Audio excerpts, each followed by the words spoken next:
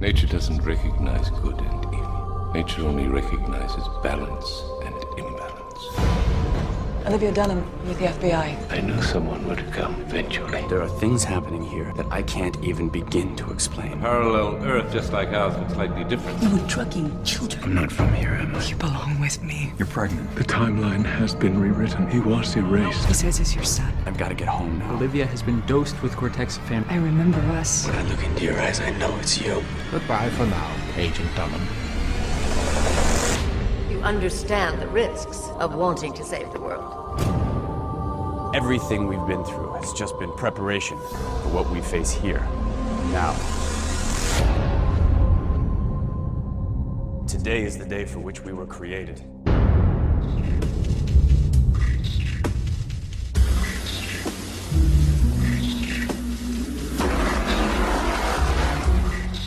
Hi, everyone, and welcome once again to another episode of Geekfest Rants.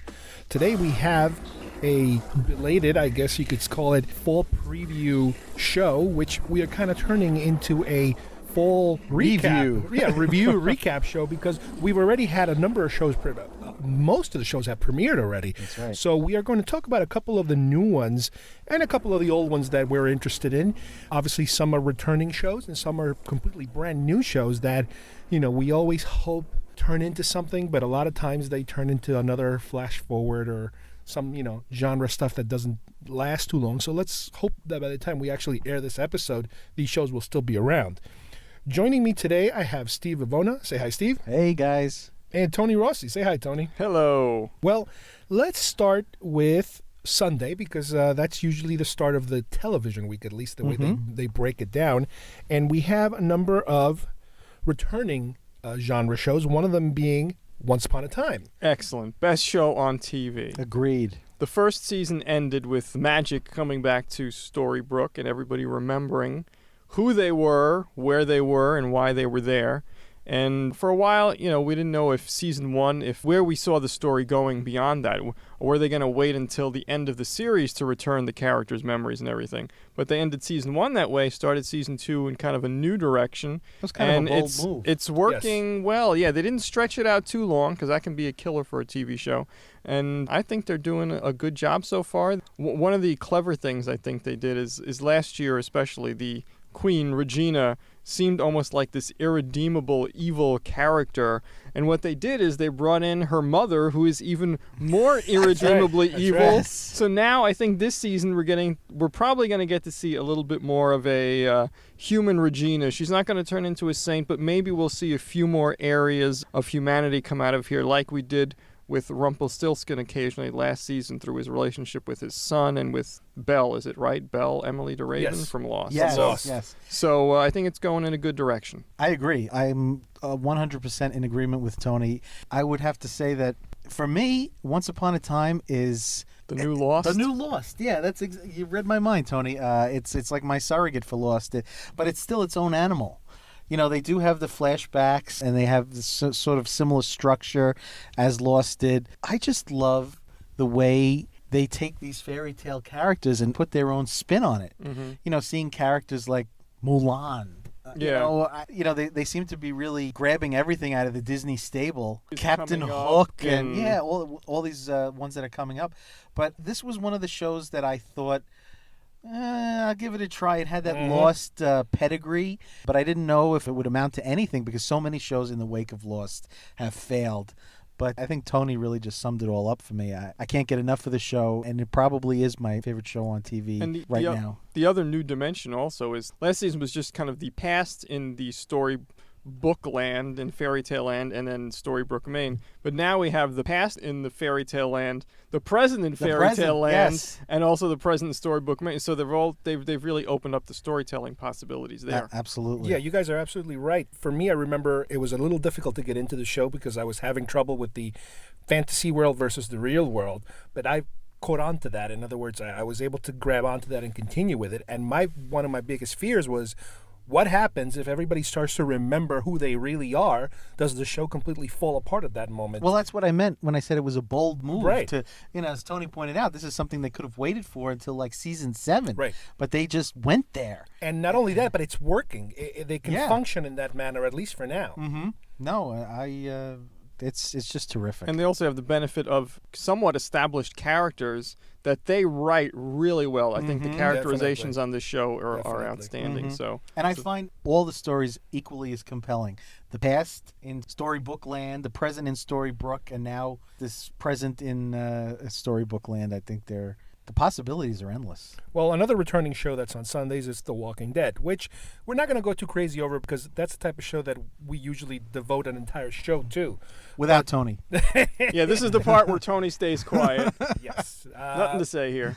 Granted, we just started season 3. Right. Full throttle. Started on a high note. Yeah, talk about a high note for the show. And it's, from what I understand, it's a very eagerly awaited storyline for fans of the comic book. Yes. So, like I said before, we will be dealing with this in a further future episode. I made no secret of the fact that I really did not like season 2, and I think that, like I said, we're not going to go into it, but I think season 3 has really begun on a high note, and I think I'm expecting really good things from it. Well, one actual new show that hits on Sundays is 666 Park Avenue, which, you know, Carlos, you're the only one who's seen this one, right? No, I have Steve too, Tony. Seen it too? No. Okay. Took a look at it. Yeah. I mean, it's a horror-ish type of show. It starts Vanessa Williams and Terry O'Quinn. Terry O'Quinn, which is John Locke from Lost.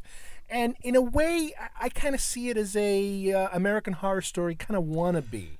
Well, I think it's American Horror Story light because it's on network TV, and how far can they really go with it? And when you've already been introduced to American Horror Story, this is going to come off as very sort of vanilla compared to that. And just the first couple of episodes, I have a feeling that I'm going to stick with it, again, because I like Terry O'Quinn and some of the other actors, but I don't find the stories... They're not very scary, first of all. Yeah. And it's like, there's not a lot of mystery to it. I mean, most likely he's the devil, and everybody is selling their soul to him, but they're not remembering that they did. But once it's up, once whatever they've purchased, so to speak, has come to pass, then it's time to pay the piper. It's almost like a Twilight Zone episode or an Outer Limits type of episode, but it kind of repeats itself over and over. Yeah. So it's like, I don't see how they could turn this into something that really that surprises you. No, and I think that, you know, within the confines of network TV, which we know Tony loves, you just can't go too crazy. I will just point out, since everybody here is, you know, hating on Tony for defending network TV because it has limitations, I will just point out that for years, Alfred Hitchcock was the king of the thriller, and he did not have to show extensive gore. Yes. It was all in how you shot it. Yes. And even the current movie, Argo, which I'll bring into it, there's there's not a lot of shooting and stuff going on. It's all but through the directing. The tension is built through the storytelling and the directing. Okay. So censorship, in that sense, can be good for network TV. And there's my rant. I think that was quite a rant. I think Tony just sent us to our rooms. Yes. I feel chastened. Well, let's move on to Mondays. Mondays we have returning some of the shows that, you know, we're kind of used to. Hawaii Five-0. Speaking of John Locke, Terry O'Quinn, I guess, now has a full-time show, so he doesn't have to I don't think we're going to see dip much into. of him there. But if you still miss Lost, the guy who plays Daniel Day Kim. Yes, he's still there, so you got that. Brand new show, Revolution, NBC show. Very big sci-fi, kind of apocalyptic kind of show. Post-apocalyptic. And again, we have Elizabeth Mitchell from Lost, veteran on that show. That's right. So I guess I'm the only one who's liking Revolution so far. Well, why do you like it, Tony? Because to me, it seems like a tired premise. The pilot episode I thought was just okay. I thought there was a lot of setup. Certain pilots, like Once Upon a Time, grabbed me right away. Revolution didn't grab me right away, but I saw potential in the premise. And I think as the weeks have gone on, I think the storytelling has gotten better. I think the characters have gotten a little more developed. I like the fact that Miles, who is kind of and was Eric Kripke, the creator of Supernatural, who created this show, said that he wanted the dynamic of the show between the girl Charlie and her uncle Miles to be kind of like Luke and Han from Star Wars. Oh. And now we found out that Miles, who is working with Charlie to save her brother from the Monroe militia, who is the evil militia who's running this part of the country now. Turns out Miles was the creator of the Monroe militia. So essentially he created something as the revolution started. He wanted to protect people, to keep them from falling victim to just roving bands of thugs. But then it kind of grew into something that's now a terrorist organization in itself. So I think that whole storyline has potential, and I think a lot of the other stuff does too. So, like I said, I am enjoying it. Well, one of my biggest gripes with the show is the fact that, to me, everything looks too new and too clean.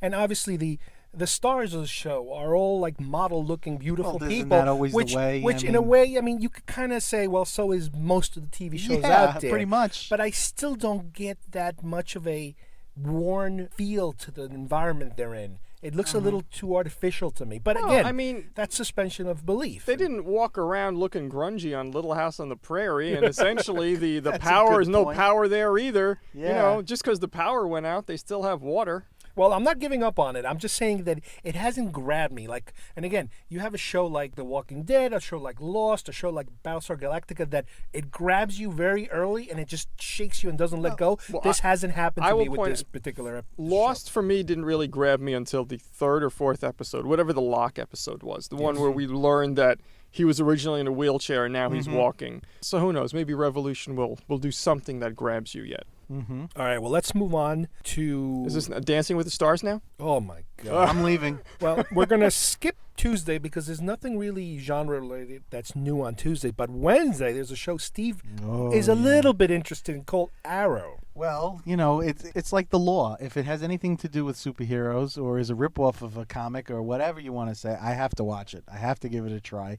I watched Smallville for all 10 seasons. Oh, yeah. And interestingly enough, I just want to set this up. Green Arrow was a main character on Smallville, but this is not a spin-off. It's a completely, I mean, maybe you want to call it a reboot. It's just its own animal. The role has been recast. Stephen Amell is playing Oliver Queen. The story I've only seen the pilot, and it hews very close to, and I don't know if Tony read this or will remember this, but there was a Green Arrow comic in the 80s called The Longbow Hunters by Mike Grell, who's probably the creator most well associated with Green Arrow. And the comic sort of didn't reboot his origin, but filled in the gaps of his origin. And this show is sort of taking off from there, the idea that he was marooned on an island for 5 years and became, you know, the bowman that he is now. And he was sort of this playboy, didn't care about anything guy before the shipwreck, and now he comes back and he wants to clean up the city, you know, become a vigilante, so to speak. And he starts out by going after the people who, I don't want to give too much away, but his father, when they had the shipwreck, his father told him he needed to clean up the city, that there were elements in the city that needed to go, and he made him promise that he was going to take care of it. So that's what he sets about doing immediately. He's still like Bruce Wayne, who, you know, you could say Green Arrow is a sort of a ripoff of Batman to a certain degree, but he still maintains that playboy image, but yet he's out to destroy all the criminal elements from within. I found the pilot very engaging. I like him very much. He's very reminiscent of Oliver Queen as portrayed in the comics.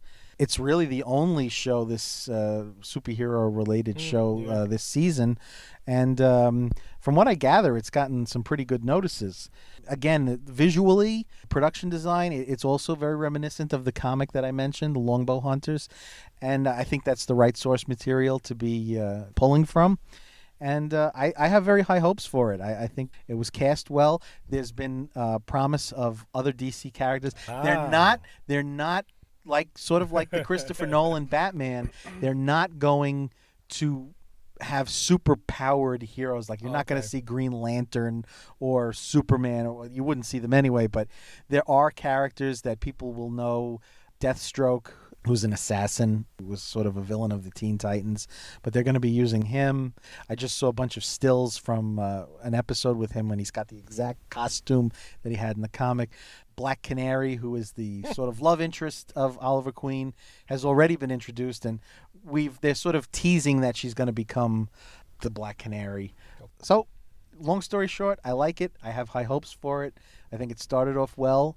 And, you know. Compared to Smallville, or is it apples and oranges? Well, yeah, apples and oranges. And I think Smallville took a long time. I think I stayed with Smallville just on the basis of superhero loyalty for the first, I want to say for the first 3 or 4 years of Smallville, it was like Dawson's Creek meets Freak of the Week. And it was not It really didn't start to engage me until he went to Metropolis.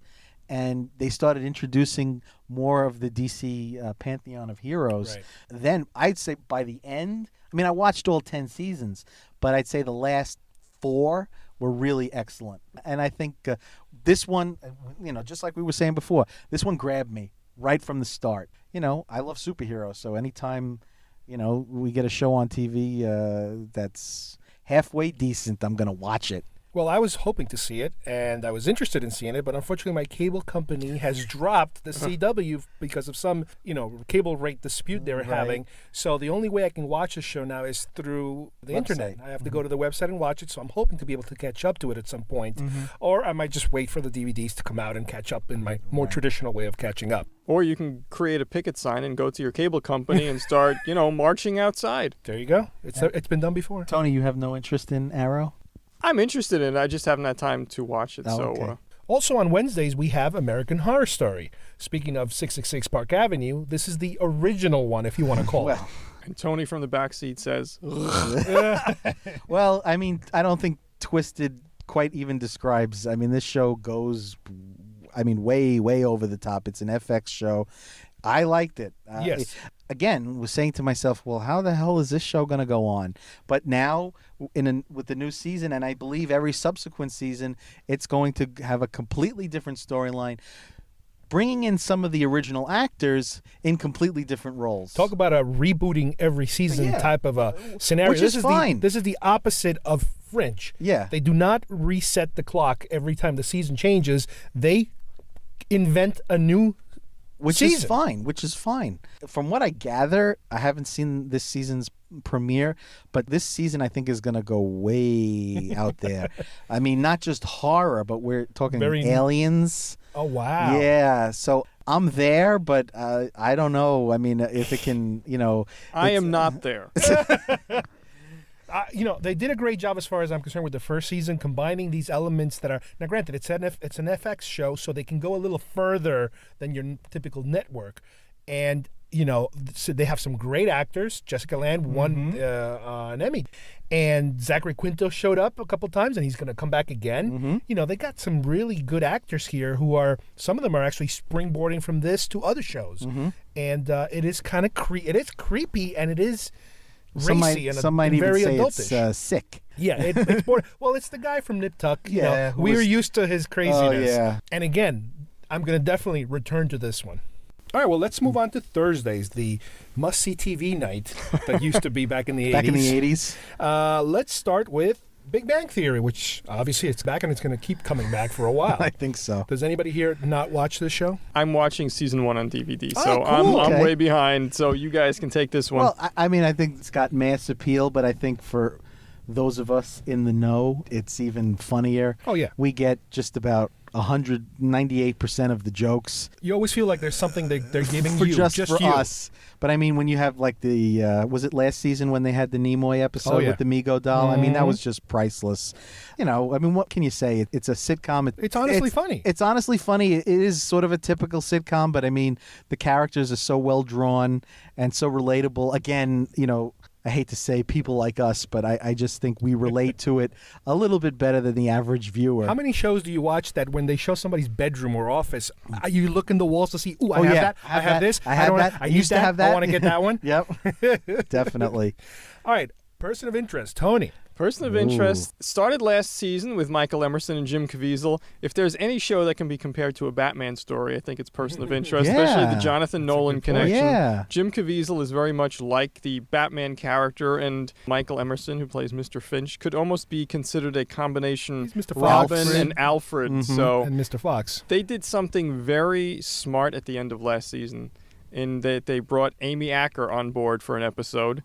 And Amy Acker is instantly likable, so you assume she's going to be the victim. But she turned out to be the villain. The big bad. They turned it on you. A villain, or at least it seems to be so far. We're not totally sure. Again, she's got some redeeming qualities the way they've built it so far this season. But I like where they're going with the story. Last year, CBS seems to have a formula and a hit formula of procedurals, kind of like standalone stories. But Person of Interest did that, but they also were kind of laying the groundwork, I think, for different story arcs and There's an backstories arc, for yeah, all the absolutely. characters. Yeah. So I think this season we're starting off already. Now you have the Root arc with Amy Acker. Yes. Then there's also the arc about Jim Caviezel's old female partner coming back into the fix. There's the people who want to get their hands on the machine. So there's a lot of stuff going on, and I read that Enrico Colantoni will be back as Oh, I love Elias him. for at least an episode. So there's a lot going on. I think the key relationship between Caviezel and Emerson is growing. They're actually friends now, which I think works better. They have a dog, so that also brings Yes. another nice dimension to the show. So I think it's going really well. I was actually, Person of Interest was one of those shows that actually did not grab me right away. But again, it had the Lost pedigree. It had Jim Caviezel, who I love. He's one of my favorite actors. I love Frequency is one of my favorite that was movies. great. Oh, yeah. And he's just has this way about him, this laconic style that I love. And Very almost old-fashioned Hollywood hero type. Yeah, soft-spoken, Yeah. man a few words, But he'll beat the crap out he'll of you. kick your ass. Yeah. I really like the dynamic between him and Michael Emerson. What I was a little nervous about, I'd say, with some of the things that happened last season in terms of like bringing the female cop into their circle. I believe that was a studio mandate that they wanted to sort of include her. I don't know. See, to me, it's almost like, how long can you stretch it out? Well, I'm always afraid when they do something like that means that's the end of the character. To me that always smacks of like Batgirl. Batman and Robin, bring someone, juice up the, I mean, honestly, I was surprised that Fusco made it out of the pilot episode, much Yes. less the first season. I thought Yes. once she came into the inner circle, I thought Fusco was finished. I thought they were going to I thought he sacrifice was- somebody. Yeah, I figured where would he go? But they seem to have worked it out. And He's almost like the comic relief now. yeah, and they're like their own little team. Yeah. All the things Tony mentioned. Amy Acker is one of my favorites from the Angel days. She was on Angel, and I think she's a great actress. And Enrico Colantoni is another one of my favorites. He's been on multiple shows, including Veronica Mars, which was one of my favorite shows. And, it's a show that's grown on me. And I think, again, like Tony said, it's a procedural, but it has an arc, which I think is what, it sets it apart from the CSIs and the NCISs and all that. And honestly, a lot of shows in their first season do tend to kind of try to find themselves. And I Exactly. think that a lot of that was going on Yes, too. yes, but so. I think they're hitting their stride, and I really like it. And I would also just throw in that Michael Emerson, who I loved as Ben Linus on Lost, I never thought I'd be able to see him as any other character. He's really transformed himself into somebody completely different. Even his mannerisms, the way he carries himself is different. So he was a genuine quality character It's actor. a testament to his ability as an actor. I definitely agree with the fact that the show seems to kind of grow on you more.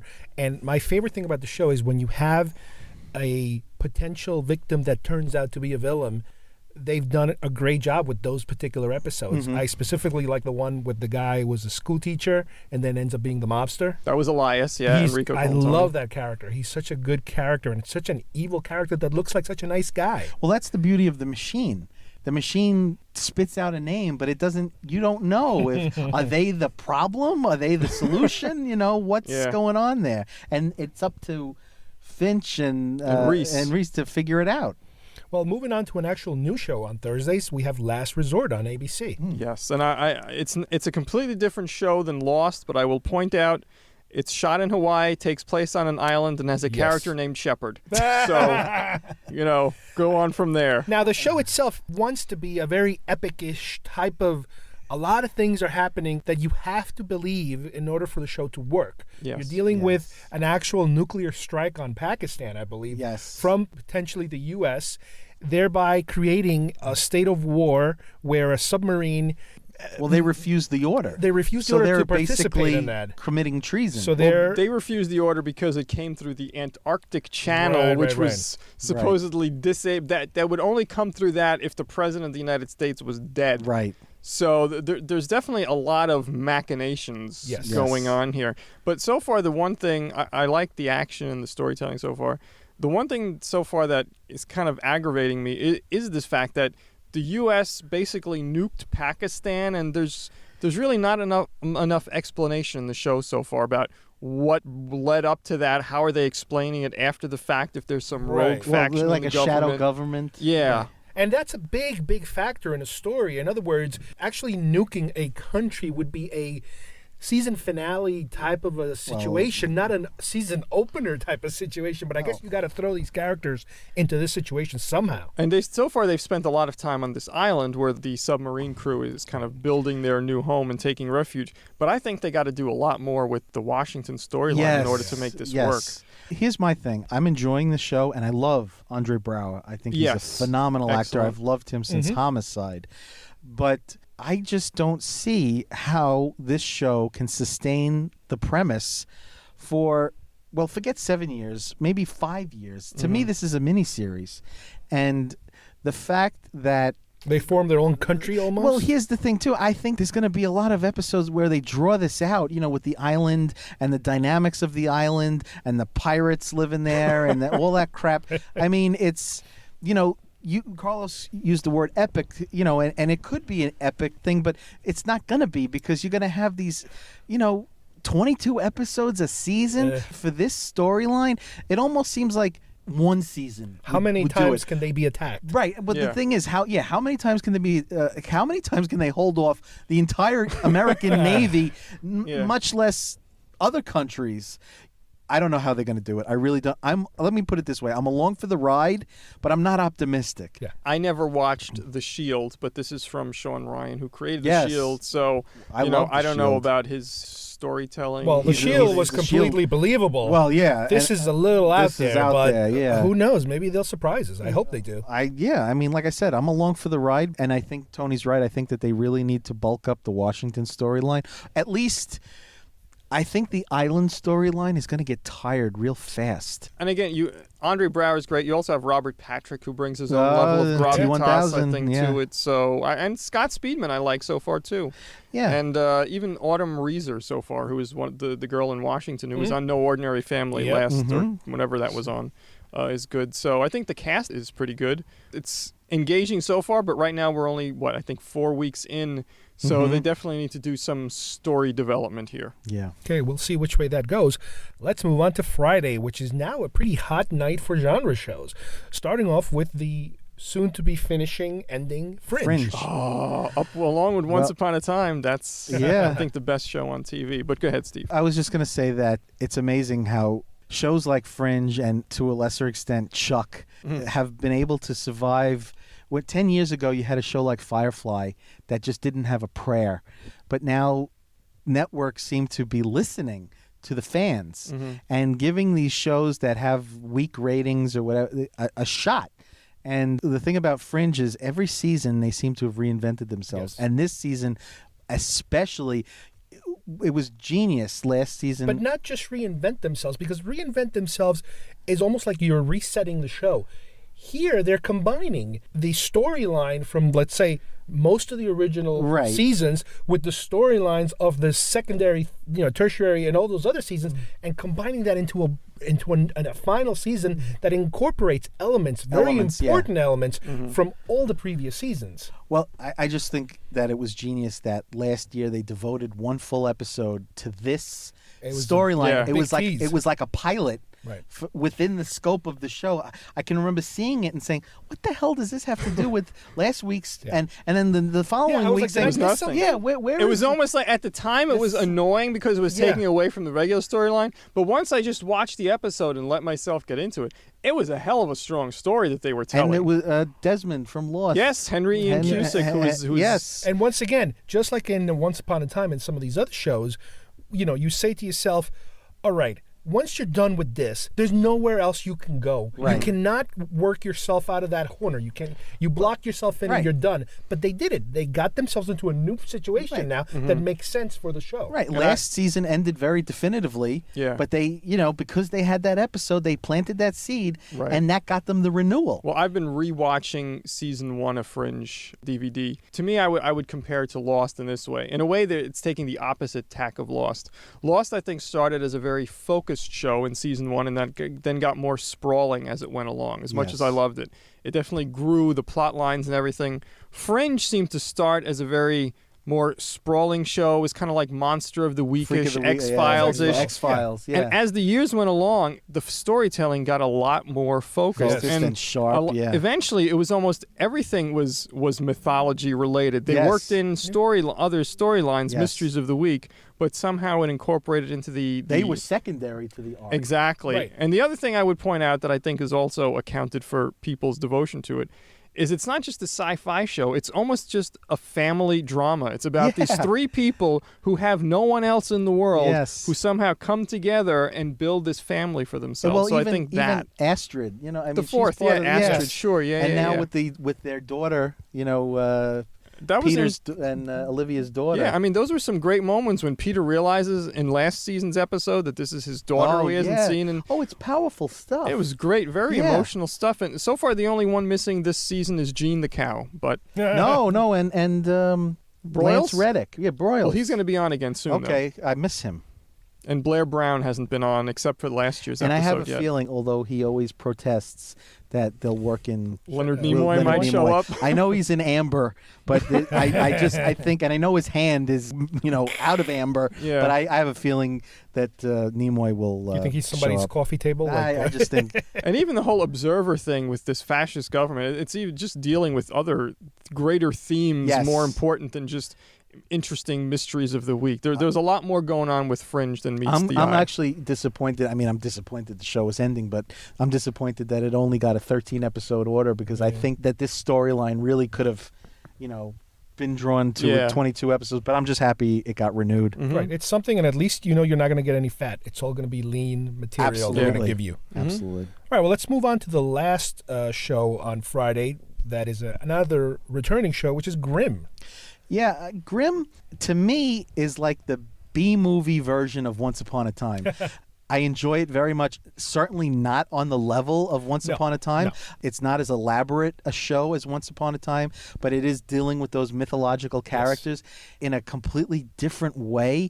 But I like the mythology that they've built around it, and it's got great characters, very well cast, and you could even call it a little cheesy. Well, but I enjoy the hell out of it. To me, it's kind of like Supernatural without the WB 90210 flavor on top of it. It takes the horror supernatural element without the too much of the lovey-dovey, will she, could she, will she type blah, of... blah, blah. Nah, that's for somebody else. Yes. This goes straight to the horror. Right. But it is kind of... But it's also a little tongue-in-cheek. Yeah, they kind of make fun of themselves a little bit. Well, you have the Monroe character, who I think is the star of the show. I think he steals the show. He's becoming a bigger character than originally I thought it was supposed to. Mm-hmm. And again, this is another show where you are afraid of, well, hold on a second. If this guy knows what's going on, does that mean they're going to get rid of this guy? Well, that's, again, what I'm really happy about seeing some of these.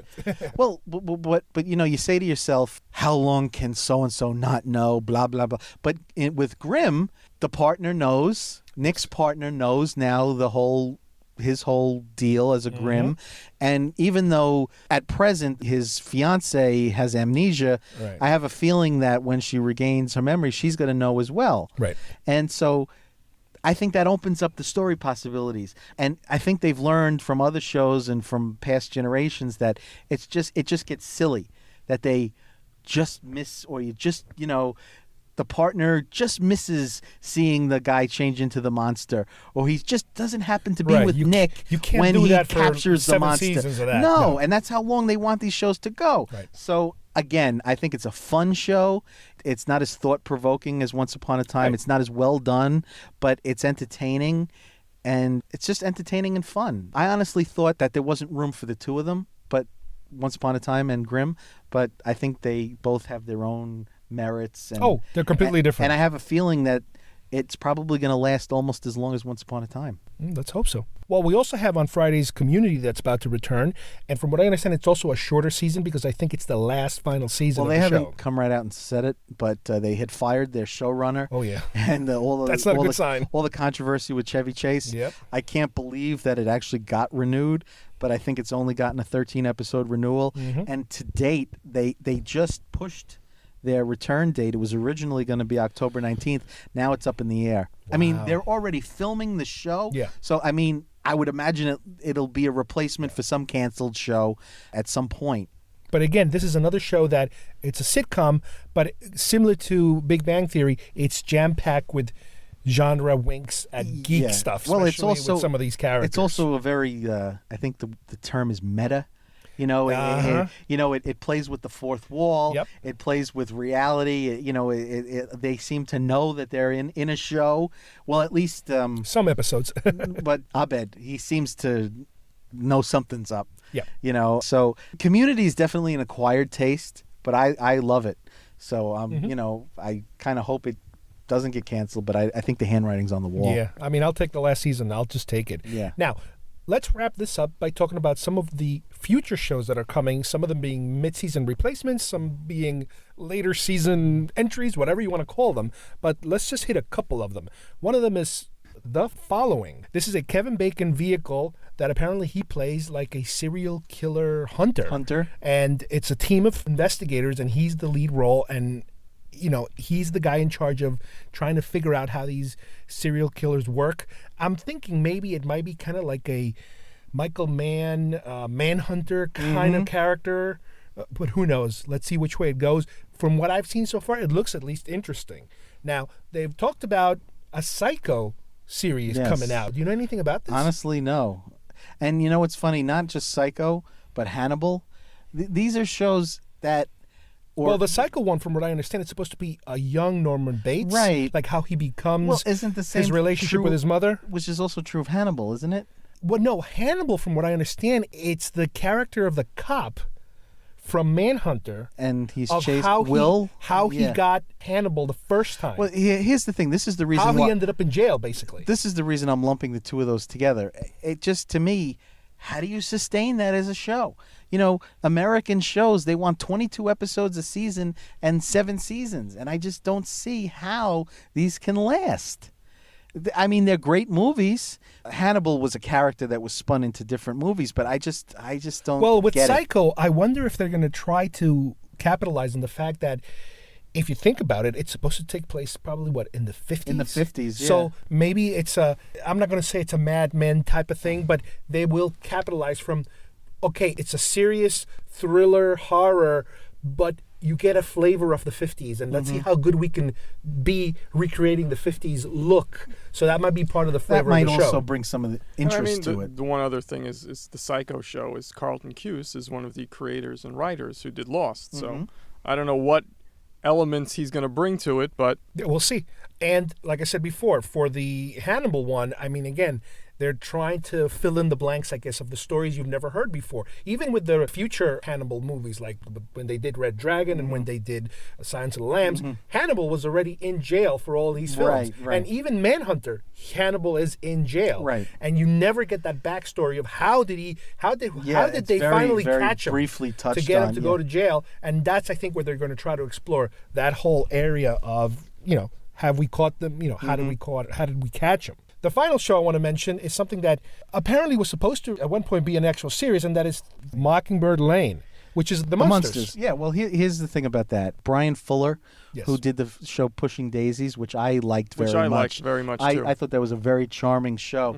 I was kind of surprised to hear that they were going to do the Munsters, but I like his style. I guess maybe a little Tim Burton-y. I don't know. Maybe a little. I don't know if that's an adequate description. not as dark. Not as dark. At least based on Pushing Daisies. Right. Okay. Right. But they're rebooting everything nowadays. But I was intrigued enough. I watched the Munsters growing up in syndication, and I liked the casting. And then I saw a teaser that I thought was kind of intriguing. But by the time they showed the teaser, they had made a decision not to air it as a show, that just to air it as a Halloween special to burn it off. But I think that if it does well enough in the ratings, it might have a chance. And from what we understand, it's like a Halloween type of special? Yeah, it's going to be on before Halloween. So I think that this is its trial run. The best time for it to air will be right before Halloween. And, it could be crap. But I think it's got good casting and a good pedigree. Eddie Izzard, Portia de Rossi. Wait, we have a Rossi. Yeah. Hey. No relation. He's still awake. But I'm definitely going to watch it. Look, it's going to have the same premise. I'm sure it's going to be some combination of horror and comedy, and those are always dicey. But, and I was very disappointed that Pushing Daisies didn't catch on because I like that skewed sensibility. So, we'll see. Cool. Well, I'd like to thank Tony and Steve for joining me today, talking about, what new shows we have already in the works. And, we've seen, I would say, about a majority of them right now, and we already have certain opinions of them. And overall, I don't think there are as many out there this time around as there were in some previous seasons. But let's see how many make it. I mean, this happens to us all the time. By the time we air this show, they might have canceled a couple of these already, so you never know what could happen. Well, wouldn't you know it? Just as we're ready to post our show and air it, we have a couple of updates that we were just mentioning that could happen, and this details the cancellation of 2 of these new shows already. First one being The Last Resort, and the second one is 666 Park Avenue. Both ABC shows have been canceled. Apparently, they will air the balance of the shows, which they weren't full season shows from what I understand. They might only been 13 episode commitment to them, and apparently they might be airing the balance of these episodes, but the shows are gone. So that's 2 shows I can knock off my DVR and not have to worry about chasing all over the place. On a different note, American Horror Story has been renewed apparently for a 3rd season, even while we're in the beginning of the 2nd season. And as Steve mentioned before, because he had a chance to start watching a little bit of it, the season is pretty nutty. I'll tell you off the bat that one of the first episodes, the introduction of the main bad guy of this particular show, was one of the most horrific examples of what you can do on television in a good way, I would say, as far as a horror movie goes.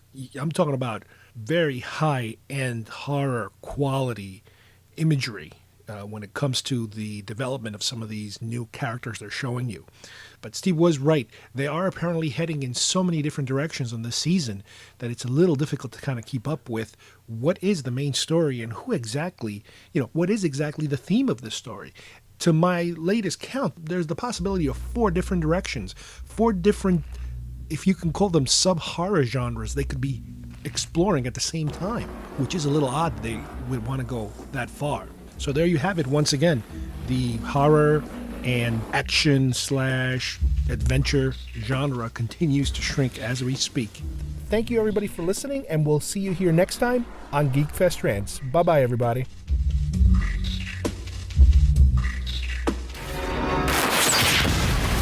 Oliver Queen is alive, found in the North China Sea 5 days ago. You died. My brother and my father died. I went to your funerals. You can survive this. Make it better. Right my wrongs. What happened to you on that island? A lot. He was wearing a hood, a green hood, and he had a bow and arrow. We'll put out an APB on Robin Hood. Did your father survive that accident? Did he? He told me I'm gonna kill you. He's here! All units converge! It looks like Starling City has a guardian angel. Tell me you saw that?